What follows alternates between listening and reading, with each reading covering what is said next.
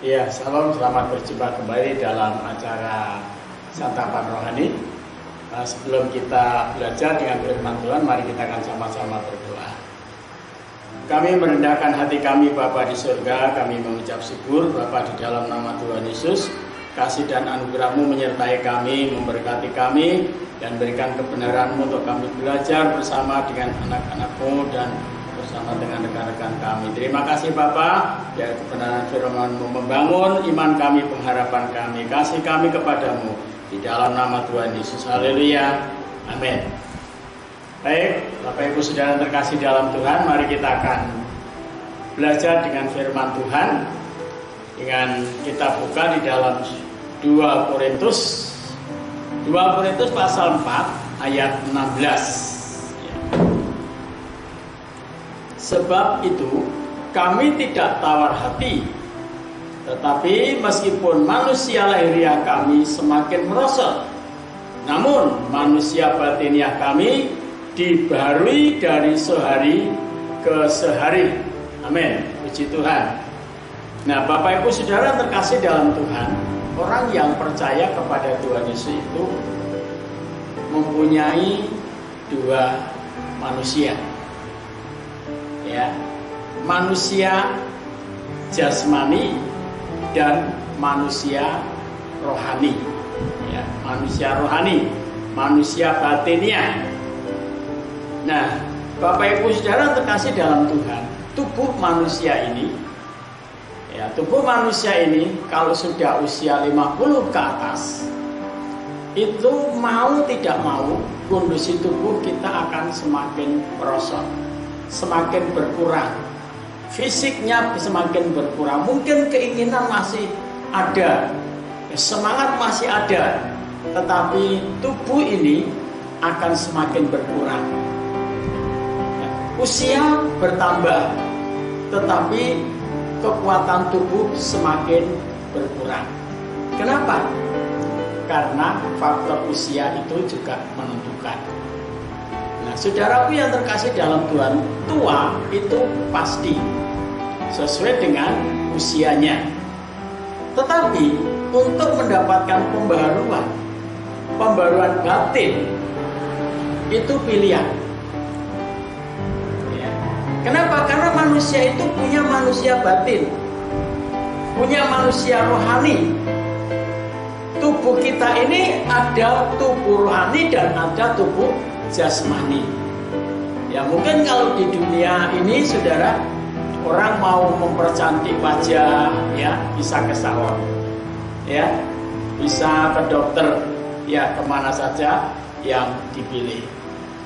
Tetapi itu tidak bisa membuat orang itu menjadi kekuatannya semakin bertambah. Tidak bisa memperbarui kekuatan batin, hanya bisa memperbarui wajah saja. Tapi yang namanya batin, jiwa, roh, itu yang sanggup memperbarui hanya Tuhan. Alkitab mengatakan begini, saudaraku yang terkasih dalam Tuhan, ya. Sebab itu kami tidak tawar hati, tetapi meskipun manusia lahiriah kami semakin merosot, namun manusia batiniah kami dibaharui dari sehari ke sehari. Paulus mengajarkan bahwa kita punya manusia rohani, manusia batiniah, itu dibaharui dari sehari ke sehari. Dan itu terjadi hanya karena di dalam Yesus Kristus Tuhan. Di dalam pasal yang kelima ayat 17 berkata demikian. Jadi siapa yang ada di dalam Kristus, ia adalah ciptaan baru. Yang lama sudah berlalu, sesungguhnya yang baru sudah datang. Dan semuanya itu dari Allah, yang dengan perantaran Kristus telah mendamaikan kita dengan dirinya, dan yang telah mempercayakan pelayanan ini kepada kami. Nah, saudaraku yang terkasih dalam Tuhan, jadi siapa yang ada di dalam Kristus adalah ciptaan baru, dan itu datangnya dari Allah oleh karena Yesus Kristus. dan luar biasa Bapak Ibu Saudara. Kalau saudara dan saya ada di dalam Kristus Yesus, pastilah Allah akan memperbarui batin kita, memperbarui jiwa kita, memperbarui roh kita. Untuk apa? Nah, mungkin saudara bertanya untuk apa? Nah, coba kita baca dalam ayat selanjutnya. Ayat 17 dan 18 berkata demikian. Sebab penderitaan ringan sekarang ini, penderitaan ringan yang sekarang ini mengerjakan bagi kami kemuliaan kekal yang melebihi segala-galanya, jauh lebih besar daripada penderitaan kami. Saudara, pembaruan hati, pembaruan batin, pembaruan roh itu membuat kita mampu melewati hidup yang bermacam-macam persoalan, masalah, problem dalam kehidupan kita. Kehidupan rumah tangga, Bapak Ibu Saudara, setiap rumah tangga pasti punya masalah. Orang yang punya istri punya masalah dengan istri. Orang yang punya suami punya masalah dengan suami. Orang yang punya anak punya masalah dengan anak. Itu sudah pasti, saudara. Nah, kenapa terjadi masalah? Masalah itu terjadi karena sesuatu yang tidak diinginkan itu disebut masalah. Tetapi setiap masalah dan setiap persoalan yang terjadi itu Bapak Ibu Saudara, kita akan diberi kekuatan, diberi kemampuan untuk melewati dari waktu ke waktu, dari hari ke hari. Kenapa? Karena Tuhan memperbarui batin kita. Kenapa batin kita diperbarui? Sederhananya, supaya kita tidak jenuh. Sebab manusia itu gampang jenuh, gampang bosan, saudara. Gampang lelah, gampang capek, gampang frustasi, gampang putus asa, gampang putus harapan. Itu manusia. Tetapi ketika batin kita diperbarui oleh Allah, kita diberi kekuatan. Yang kedua Bapak Ibu Saudara, orang yang hatinya diperbarui, batinnya diperbarui, selalu memandang kepada kekekalan. Ya, memandang kepada kekekalan. Ayat 18. Sebab kami tidak memperhatikan yang kelihatan, melainkan yang tak kelihatan. Karena yang kelihatan adalah sementara, sedangkan yang tak kelihatan adalah kekal.